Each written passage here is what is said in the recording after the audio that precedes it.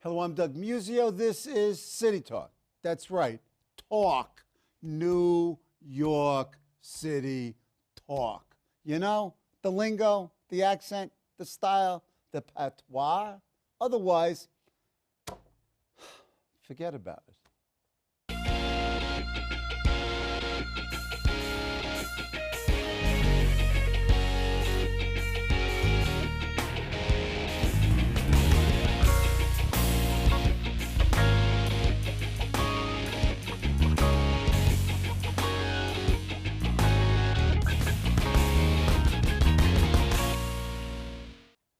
Here to dissect the dialect and probe the pronunciation of New York City English then and now is Heather Quinlan.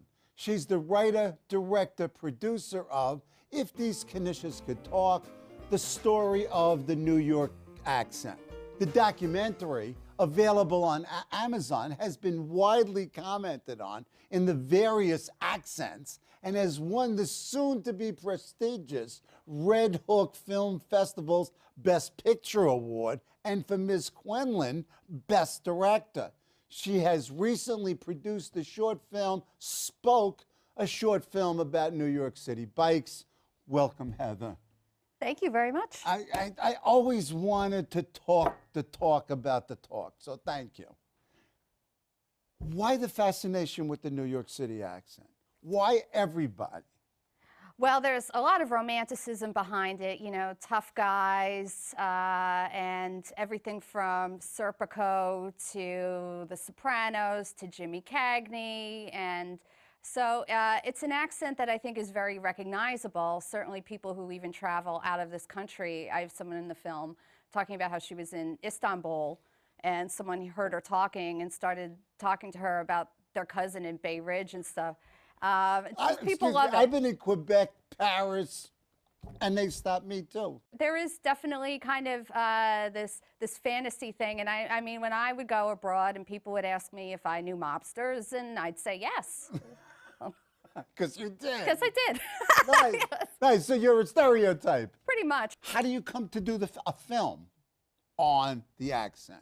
Well, it wasn't easy doing a film on an accent, I have to say, and part of the process was trying to figure out what the story was beyond, you know, he says coffee and he says coffee and isn't that funny, ha ha ha, you know, and so why should someone care about the New York accent, especially someone who isn't a New Yorker? And that's how I started to tie it into New York itself and how New York has changed so much over the last couple decades.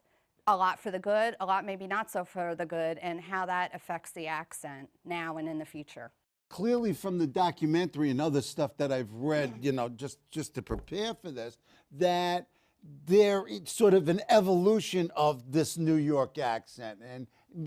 And then in Wikipedia, they talk about New York City English, and then they say later on, there's no such thing as New York City English. Is there a recognizable New York City / Brooklyn accent? Oh, if not, why are these people stopping me? Because they're crazy. Right. Thank you.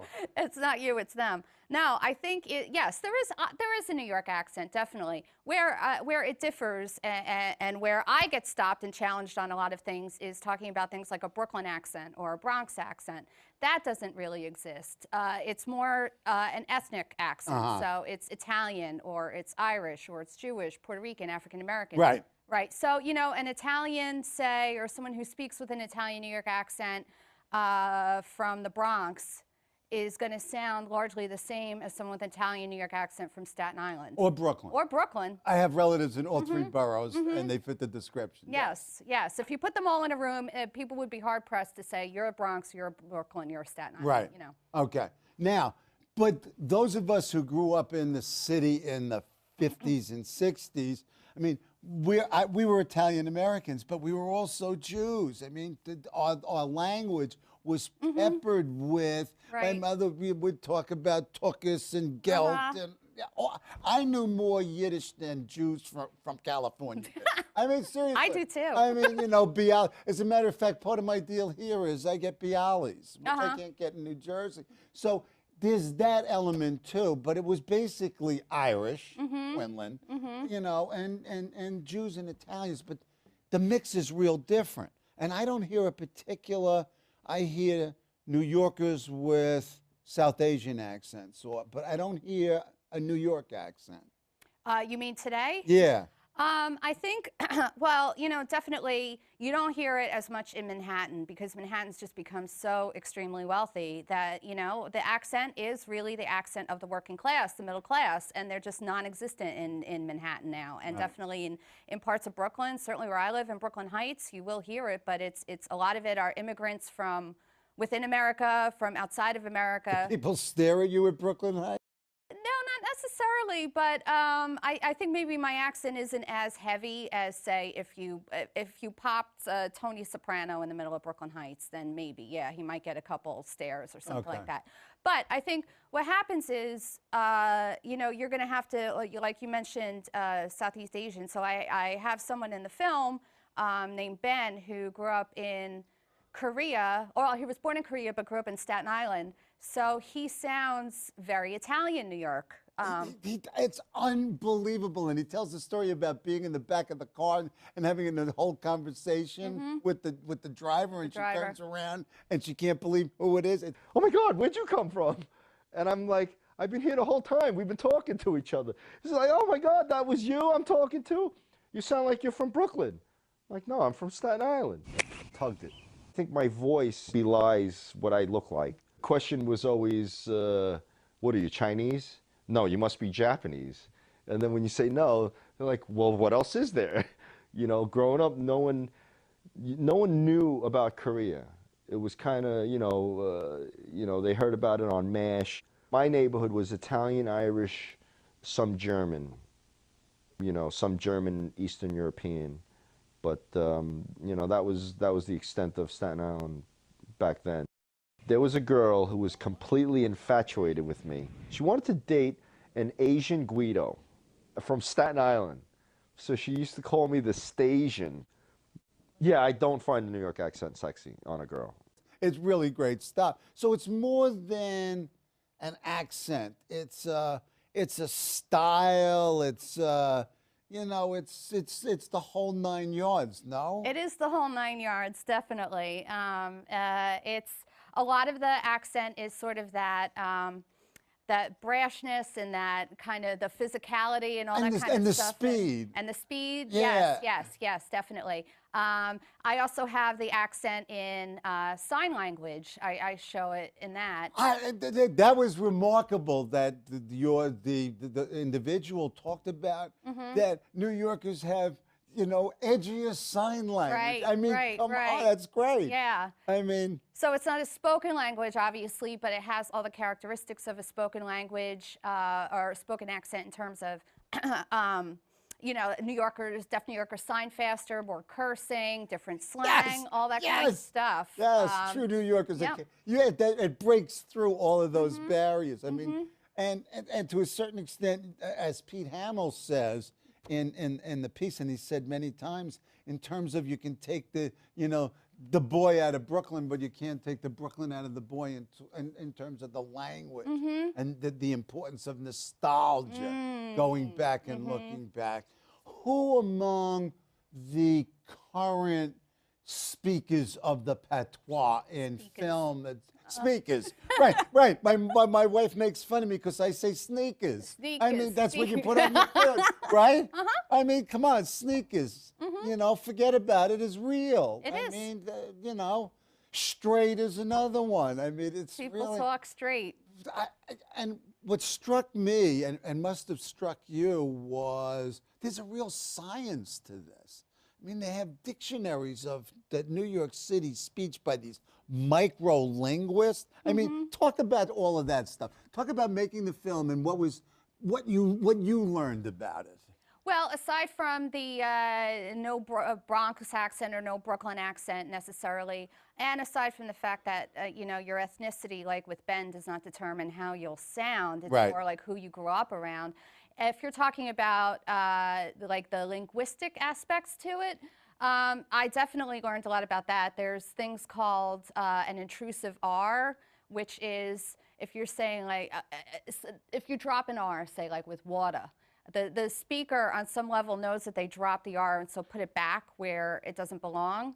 So so you know, you'll have like things like Victoria or Linda or names like that, or Idea. or you know, soda, all those kind of things that. But you don't have to have all of those. I mean, for example, I consider myself a proud archetype of a New York accent, and I do certain things of those, but not others. Well, there's also an intrusive G. Okay, go ahead. These intrusive things. Which they're very intrusive in this accent. Everything's intrusive. So, right, you have, and that's a lot with the Jewish New York accent because it comes partly from Yiddish. So in Yiddish, there's no soft G. It's all hard Gs. Right. So that's where you get the go-ink, see-ink, Long Island, things like that. I love it. Which I don't have an intrusive G in my vocabulary, but it's definitely, it's as much a part of the New York accent as, you know, the intrusive R.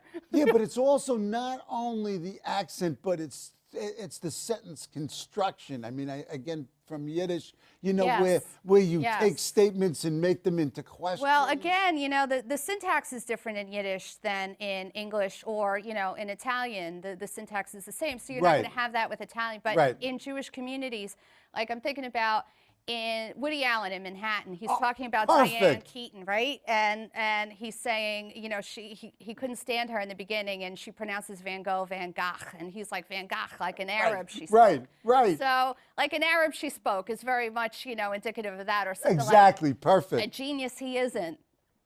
Thank you. Yes. Thank you. Yeah, Thank you. no problem. So this is, thank you. So it was fun. So it was fun to do the movie? Oh, absolutely. So you did it for 6 years. How did you? I wouldn't have stayed with it for 6 years. How do you come to do it? And just sort of walk through how you do something like this. Well, it started with, I literally sat down on my couch one day and said, I want to make a movie. What do I make a movie on? And I thought, the New York accent. It literally just came to me like that, and from then on, I was just, you know, that was my project. Archimedes and yes, Isaac Eureka. Newton, right? You got go ahead. So yeah, so I had to ask a lot of people, you know, how do you make a movie? I don't know how to make a movie. You know, I had been at that point, I was a children's book editor.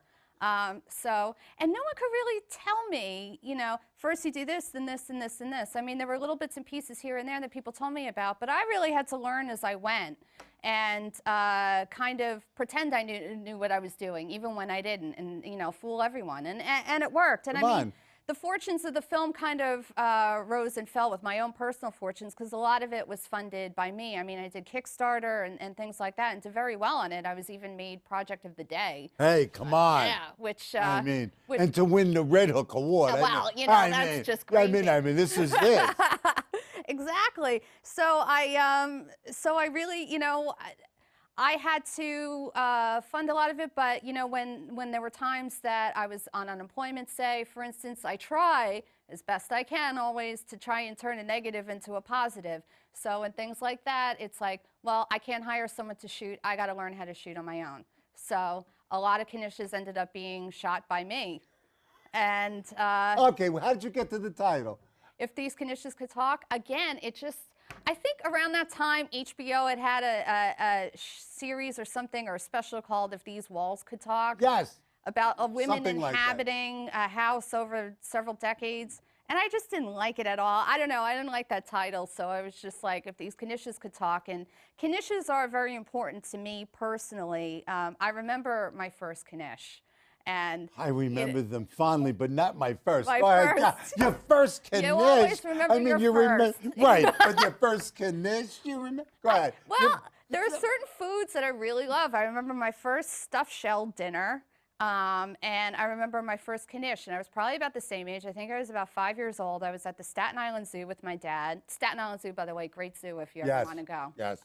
But I was there with my father, and they had Knishes, and I had my first Wait a Knish. minute, the square deep-fried ones? And I couldn't believe something like this existed. And I mean, it was sort of symbolic to me. Knishes are kind of a throwback in New York nowadays. They're not. You can't get them. You can't get them. You know, can't you go get to them. Katz's Deli maybe, but real few. I mean, yeah, and even in Queens, you're right. So they're kind of few and far between.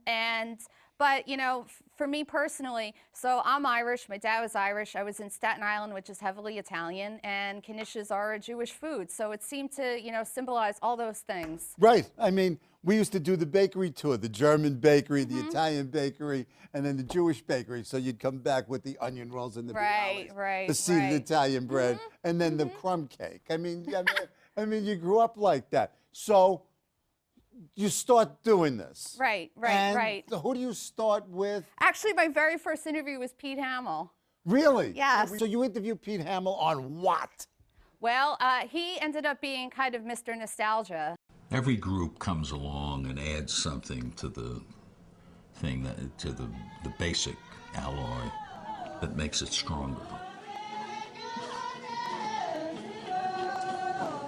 You know, Pete Hamill doesn't have the thickest New York accent. No, but Jimmy Breslin. I mean, But Jimmy yeah, Breslin, right. I mean, Jimmy Breslin. I one love time it. I got yelled at on the phone by Jimmy Breslin twice. So I tried with him. I couldn't get him, but I at least got to get yelled at by Jimmy Breslin. Yeah, come so that on. was awesome. That's a plus. Did you save it on some? No, I wish I Oh, had. man. I wish I had. I love Jimmy. But I love him too. He is who he is. But Pete was very accommodating, very nice, and you know, he spoke some about the accent, but he really talked a lot about New York back then, and what nostalgia is, and how New York, the way it's going now, is going to be, you know, so expensive that the artists and the people that you know create that community are not going to be able to live here anymore. Well, you talked about Manhattan earlier. I mean, what you've got is, I mean, really the success of the Bloomberg policies in terms of luxury city. Yes, luxury city. But you lose something there. I mean, you lose folks like me when I grew up, you know, working class, you know, up socially mobile. I mean, come on. Well, James McBride, who I have in the film as well, he just won the National Book Award 2 weeks ago, I think. So he called New York a hedge fund ghetto. And that's a lot of what it's become now. Well, specifically Manhattan, definitely. But also the other borough coast that face it, where you are. You know, Williamsburg. You know, that whole corridor. Absolutely. Long Island City. All of that. When I grew up, it was a total. So Pete grew up a little bit older than I am, but he doesn't have a discernible. But his brother does. I interviewed Dennis for my bike film. And Dennis is off the charts. You know, it's my mom grew up. She was one of 6, and my mom doesn't have very much of an accent. Neither did her sister. But her brothers, it was, forget about it. It was insane, those accents. So it's very much an individual thing sometimes. Yeah, no, I see it. I see it in the film. Now I see it in my family too. Sort of this mixture, and you know. My wife literally grew up 10 blocks away from I did. We went to grammar school together. She speaks recognizably not from the Midwest or the South, but I mean, come on. But you wouldn't. I would pinpoint you as a New Yorker. In 5 please! seconds, Yeah, no, I know. If anybody's after New Yorkers, please just let me open my loud mouth. Okay, so what happens when? What happens to the accent, if you will, when the language is a Chinese, Spanish, Hindi? I mean, obviously you can't answer specifically, but is there going to be a new New York accent? Sort of you know, like mine is sort of the reflection, and yours too, of the Irish, the Italian, the Jewish / Yiddish, some early Spanish, a little American Black, but really not. Well, I think you're going to have to change your idea of who speaks a New York accent in the future. What it'll sound like is anyone's guess, but you know, your image of a New York accent speaker, say, is like Archie Bunker. So you know, you're going to have to change, or an outsider's view of that. Right, the real stereotypic, real class-based, exactly. Okay. But you know, now it's going to be Ben Lee from Korea.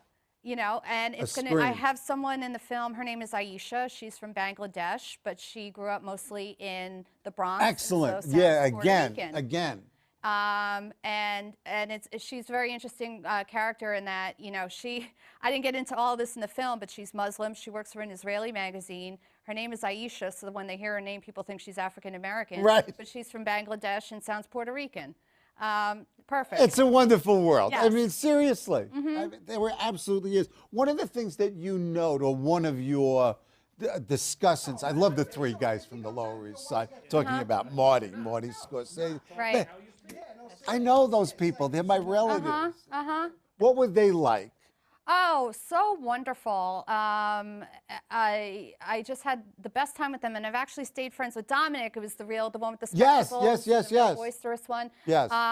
Just a lovely, lovely guy, and you know, said a lot about how people hear them say things like "forget about it" and think that they're like from a Right, movie. And, right. and Dominic's like, no, it's like Marty took it from me. I Right, didn't take it right, from Marty. right, you know? exactly. I mean, there's so much imitation Right. of art imitating life. I mean, Right. or life Life imitating imitating art. art. Yeah, this is the real deal. And their feelings get a little hurt too. Here are these Sure, tough guys, but right. you know, people are kind of making fun of them or think Right, that they're yeah, like because this- they're sort of working class, blue collar, Right. ignorant.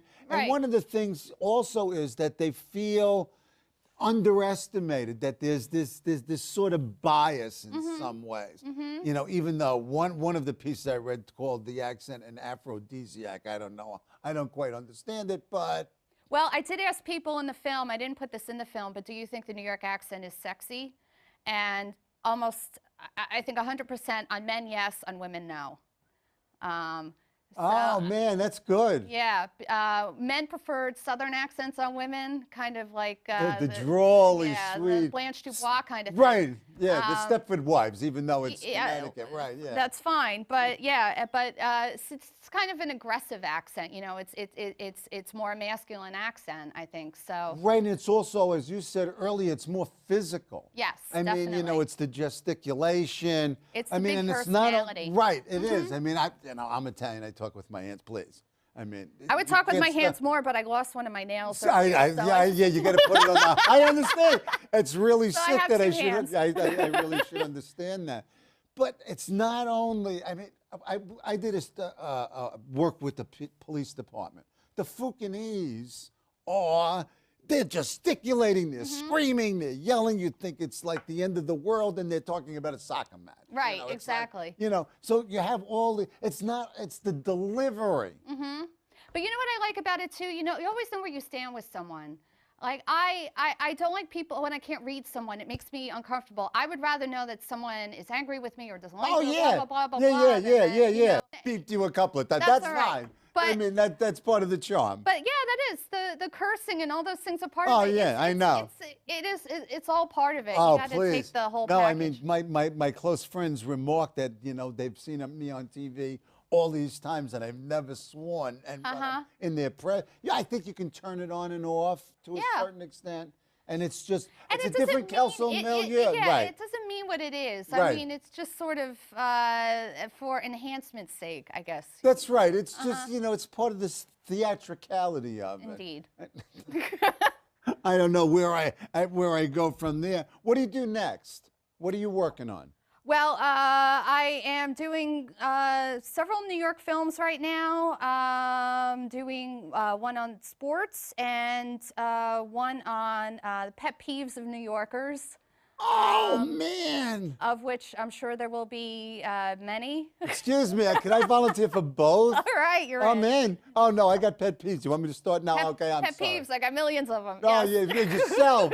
How do you get out of your own head? I know, it's hard. I have to say this film is interesting, well, the Knishes film, because I now hear a New York accent. I recognize it on Oh, people, yeah. whereas I didn't used Yeah, to. yeah, yeah, It yeah. has almost separated me from the pack a little bit, at least in my own head.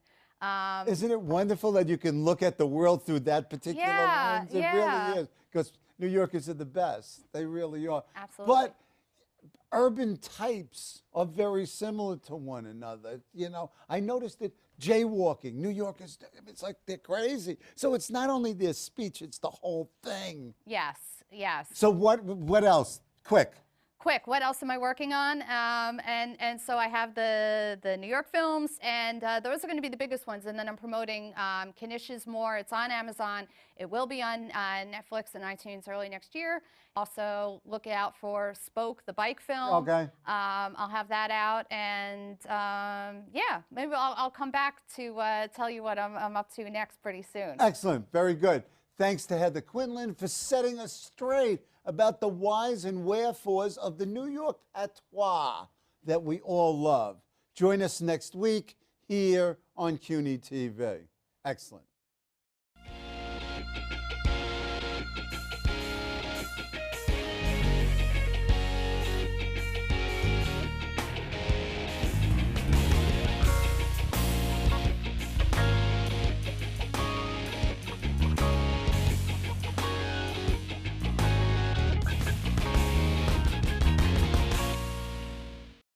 Hello, I'm Doug Muzzio. Let us know what you think about this show. You can reach us at CUNY.TV. When you get there, click on the bar that says Contact Us and send your email. Whatever it is. Thanks, no thanks, obnoxious, do it. Send it.